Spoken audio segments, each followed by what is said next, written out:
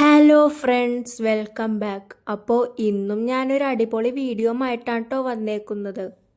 ഇത് കണ്ടിട്ട് വല്ല പിടിയും കിട്ടണുണ്ടോ? നമ്മളിന്ന് ചെയ്യാൻ പോകുന്നൊരു ക്യൂട്ട് ബനാന ക്രാഫ്റ്റ് ആണ് കേട്ടോ. അപ്പോൾ എങ്ങനെയാ, നമുക്ക് തുടങ്ങിയാലോ പണി? ഇത് ഉണ്ടാക്കാനായിട്ടുള്ള മെത്തേഡൊക്കെ കുറച്ച് ഈസിയാണ്. ആദ്യം തന്നെ നമുക്ക് നമ്മുടെ ഫ്രൂട്ട് ഒന്ന് അങ്ങോട്ട് വരച്ചെടുക്കാം. പിന്നെ ഇത് കാണുമ്പോൾ കുറച്ച് കോംപ്ലിക്കേറ്റഡ് ഒക്കെ ആയിട്ട് തോന്നുമെങ്കിലും അത്ര കോംപ്ലിക്കേറ്റഡ് അല്ല, ഈസിയൊക്കെയാണ്. പിന്നെ ഈ ബ്രഷ് പെന്നൊക്കെ വെച്ച് കളർ ചെയ്യുന്നവരാണെങ്കിൽ ഒരു കാര്യം ശ്രദ്ധിക്കണം കേട്ടോ. കാര്യം എന്താണെന്ന് വെച്ചാൽ നമ്മൾ ആദ്യം കളർ ചെയ്തത് ഉണങ്ങിക്കഴിഞ്ഞതിന് ശേഷം വേണം അടുത്തത് കളർ ചെയ്യാനായിട്ട്. അതൊന്ന് ജസ്റ്റ് തൊട്ടാൽ തന്നെ സ്പ്രെഡ് ആവാനായിട്ടുള്ള ചാൻസ് വളരെ കൂടുതലാണ്. ഞാനിതെന്താണ് ഇങ്ങനെയൊക്കെ പറയണേന്ന് ചോദിച്ചു കഴിഞ്ഞാൽ ഞാനും ഇത് അനുഭവിച്ചിട്ടുണ്ട് ഗൈസ്.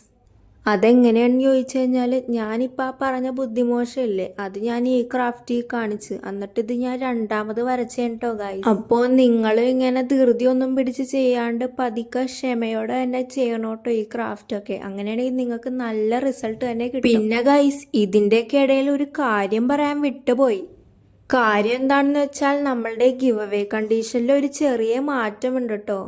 അതെന്താണ് അങ്ങനെ മാറ്റം വരുത്തണമെന്ന് ചോദിച്ചു കഴിഞ്ഞാൽ നമ്മളുടെ വീഡിയോസ് കൂടുതൽ കാണുന്നതും ചെറിയ കുട്ടികളാണ്.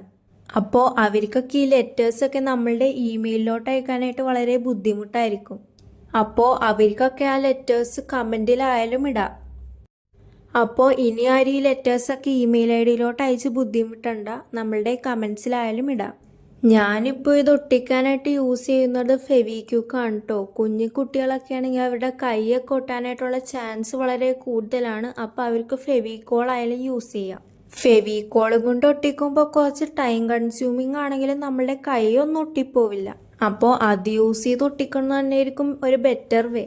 അപ്പോൾ നമ്മളുടെ ഏകദേശം പണിയൊക്കെ റെഡി ആയിട്ടുണ്ട്. ഇനി ഞാൻ കുറച്ച് ചെറിയ സർക്കിൾ പേപ്പേഴ്സിലൊക്കെ കുറച്ച് ഇമോജീസ് ഒക്കെ വരച്ചു കൊടുക്കുന്നുണ്ട്. നിങ്ങൾക്ക് നിങ്ങളുടെ ഇഷ്ടമുള്ളതൊക്കെ ആഡ് ചെയ്യുക കേട്ടോ. ഞാനിപ്പോൾ ചിരിക്കണത്, കരയണത്, നിങ്ങൾക്ക് വേണമെങ്കിൽ ആംഗ്രി ഫേസും കൂടിയൊക്കെ ആഡ് ചെയ്യാം. ഞാനിപ്പോൾ തൽക്കാലത്തേക്ക് ആംഗ്രി ഫേസ് വരക്കണില്ല. ഇനി നമുക്ക് ആ സർക്കിളിന്റെ എഡ്ജസിലൊക്കെ ഒരു യെല്ലോ കളർ കൊടുക്കാം. പിന്നെ ഈ ഒരു കാര്യം നിങ്ങൾ കമന്റ്സിലൂടെ പറയാൻ മറക്കരുത് കേട്ടോ. കാര്യം എന്താണെന്ന് വെച്ചാൽ നിങ്ങൾക്ക് ഇങ്ങനത്തെ ഈസി ക്യൂട്ട് ക്രാഫ്റ്റിനോടാണ് കൂടുതൽ താല്പര്യം, അല്ലെങ്കിൽ കോംപ്ലിക്കേറ്റഡ് ക്രാഫ്റ്റിനോടാണ് കൂടുതൽ താല്പര്യം. ഇനി നമ്മളുടെ ആ ബനാന സ്ലൈസസിന്റെ ഒക്കെ ഒരു 3D എഫക്റ്റ് കിട്ടണ്ടേ? അതിനായിട്ട് നമ്മളുടെ ഇമോജിയുടെ സെയിം സൈസിലുള്ള ഒരു സർക്കുലർ ഷീറ്റ് എടുത്തിട്ട് അതിന്റെ ചുറ്റും നമ്മുടെ യെല്ലോ പേപ്പർ സ്ട്രിപ്പ് ഒട്ടിക്കണം. എന്നിട്ട് അതിന്റെ പൊക്കത്ത് നമ്മൾ നേരത്തെ വരച്ചു വെച്ച ആ ഇമോജിയും കൂടി ഒട്ടിക്കണം. ഇപ്പോൾ നമ്മൾ ഉണ്ടാക്കിയേക്കുന്ന ബനാന സ്ലൈസിന്റെ ഒരു സൈഡിൽ ഇമോജി അല്ലേ, മറ്റേ സൈഡ് വെറുതെ പ്ലെയിൻ ആയിട്ടല്ലേ കിടക്കുന്നത്. അതൊക്കെ ഒന്ന് മാറ്റാനായിട്ട് ഞാൻ അപ്പുറത്തെ സൈഡിൽ ഒരു ബനാന സ്ലൈസിന്റെ എഫക്റ്റ് ഒക്കെ കൊടുക്കുന്നുണ്ട്. ഇനി നമ്മൾ ഉണ്ടാക്കി വെച്ചേക്കുന്ന ആ സ്ലൈസസ് ഒക്കെ അങ്ങോട്ട് ആ ബനാനയുടെ ഉള്ളിലോട്ട് വെച്ചാൽ സംഭവം കഴിഞ്ഞു. നിങ്ങൾക്കിത് വേണമെങ്കിൽ വേറെ രീതിയിലും ചെയ്യാട്ടോ.